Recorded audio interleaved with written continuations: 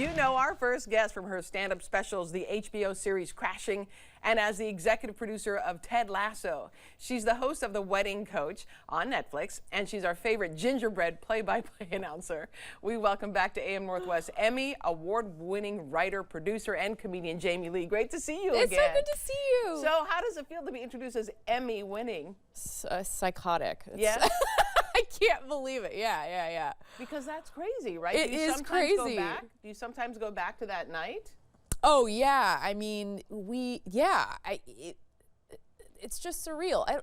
I started working on Ted Lasso, and I was like, I don't even know if I'm qualified. I don't know that much about soccer. Like, I was like, are you sure you want to hire me? And then to go from that to winning now I have Emmy. 2 Emmys. It's insane. Yeah. Insane.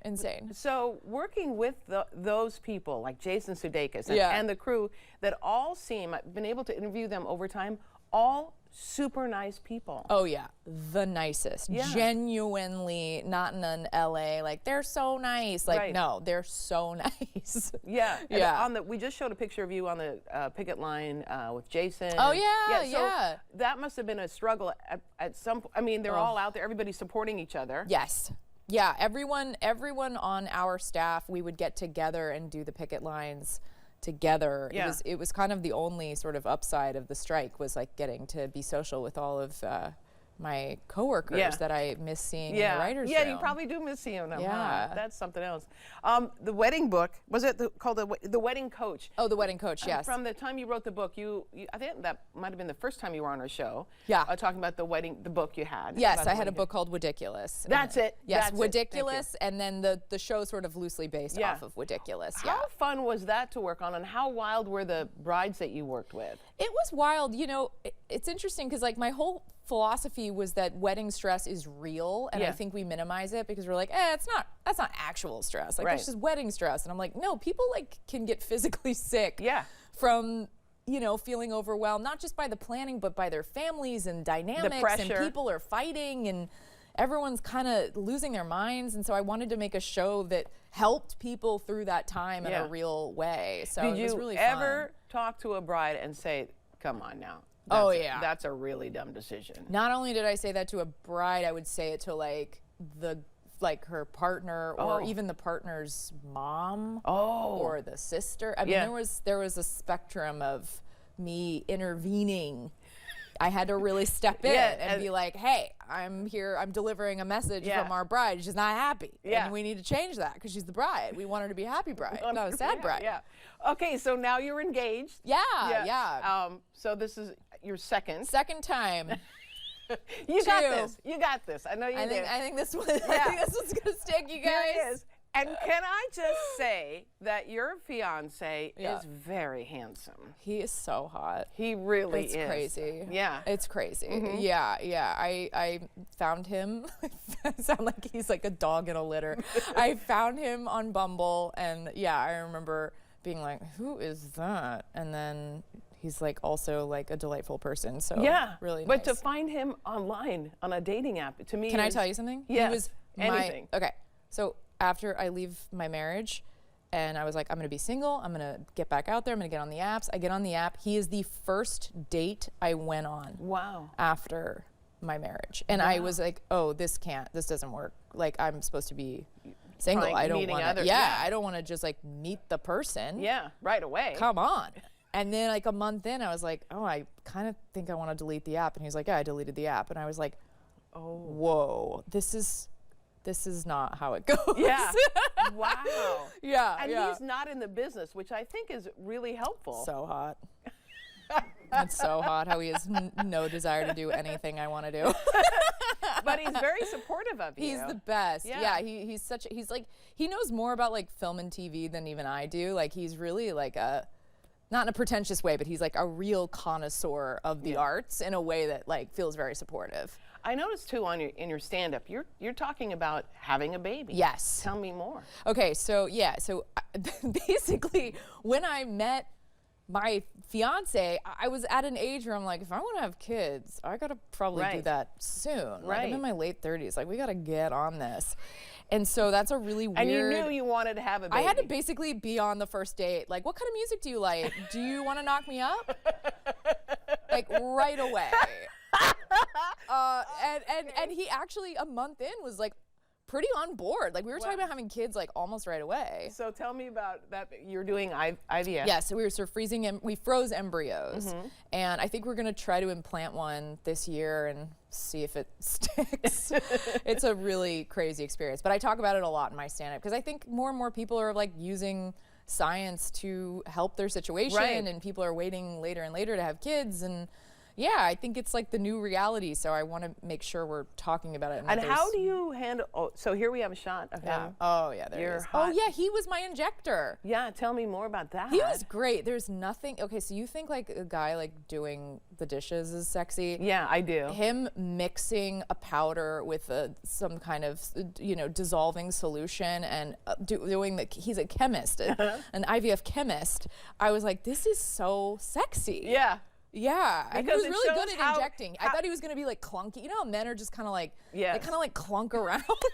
They're just like, I don't know how to use my body. And so I was like, oh God, he's going to like poke me really hard. It was fine. He was very gentle. It's great.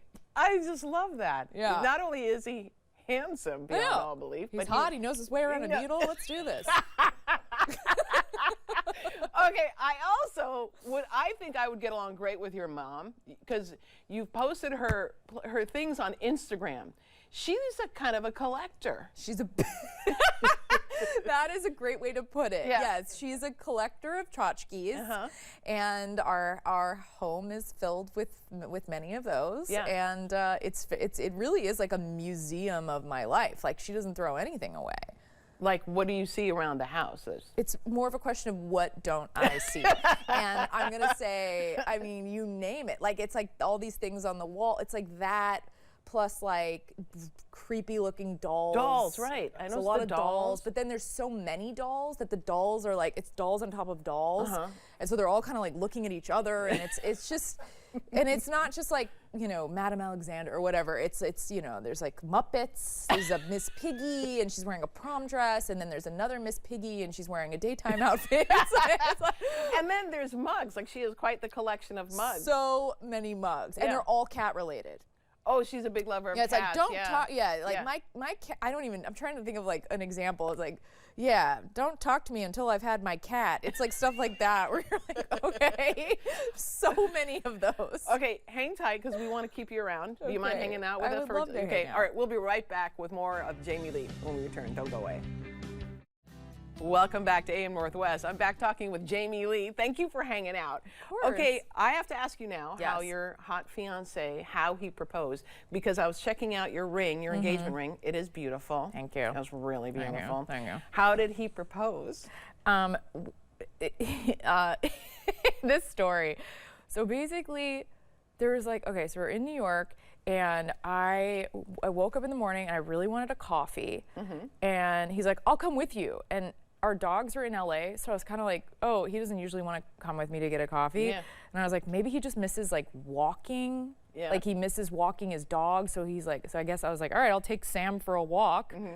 And we go Sam, to the fiance. Sam's the fiance. Soon I'm like, to be. oh, we gotta walk Sam.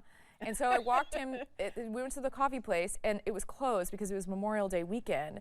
And I was like like so sad because I love this coffee place. It's called D'Amico's, it's in Brooklyn. It's so delicious. And I had my hands on the glass like, no. And I turn around and he's down on one knee and I was like, wait, what? Yeah. And then he was like, will you marry me? And I was like, yeah, but also I'm really sad that D'Amico's is closed because I'm like not really caffeinated for this moment. Right. And it was super early in the morning, and then this like dude in a tracksuit walked by and he was like, oh, D'Amico's is closed? And I was like, yes, it is. Also, would you mind taking a photo of us? We did just get engaged. And he looked at me with the saddest eyes of like, wow, that's a depressing proposal right there. You got engaged in front of a closed coffee store at 7 a.m.